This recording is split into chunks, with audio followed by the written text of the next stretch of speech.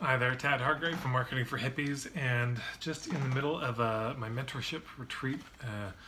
Every year I work with about 12 clients in more in depth, and part of the program is twice a year they get to come here to my living room, and we do a 3.5-day retreat, which is included in the price they pay, and so we're in the middle of that. And some of us are going out for dinner tonight at a place called Three Boars in Edmonton, my favorite local food restaurant. And today there were a couple things that came up. And one thing I want to talk about was this little niching hack that's really useful, because one of the things I found is a lot of people that say, well, my niche is I help people who are stuck.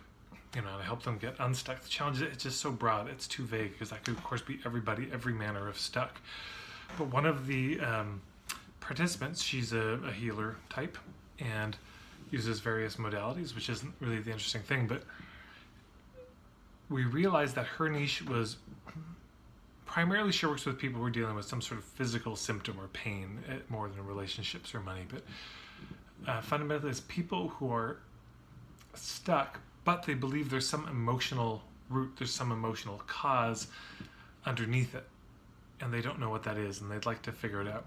So if you're familiar with my work on niching, of course we've got Island A and Island B. Island A, the symptoms they have, the problems they have they don't want, and then Island B is the results that they're craving.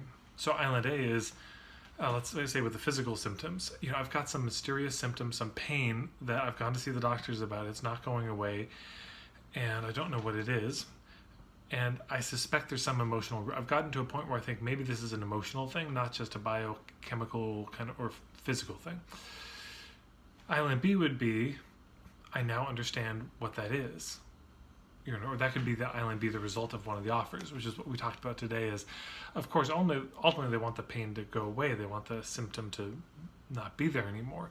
But one of the results along the way that they're probably excited about would be to understand what it is. What is that root? What is the cause? What's going on? What's the issue? What's that tangle of beliefs or ideas I have? So the distinction I want to make here is that distinction, I hope you can hear it, between I help people who are stuck, versus I help people who are stuck and they believe there's some emotional root to it. That's a very different scenario. One is very fuzzy and one's actually pretty clear. Even if we broadened it from just mysterious physical symptoms or pain to just being stuck, but you believe there's an emotional root, there's at least something there that somebody might identify with and recognize, which is the whole point of Island A and Island B, is relevance, that they would understand. So something to think about. If that's one of the ways you've tended to articulate what you do is you help people who are stuck. Okay, so they're stuck, and what? What's the moment that you can best help them in that stuckness? In her case, it's the moment where they realize there's an emotional root, but maybe it may be something else. There may be a certain point of view that they have, a certain philosophy they have. They're stuck, but they see it in this way. They're stuck, and then they're wondering this, or they're stuck and they've had this realization. Maybe you believe it's past lives, or maybe you believe it's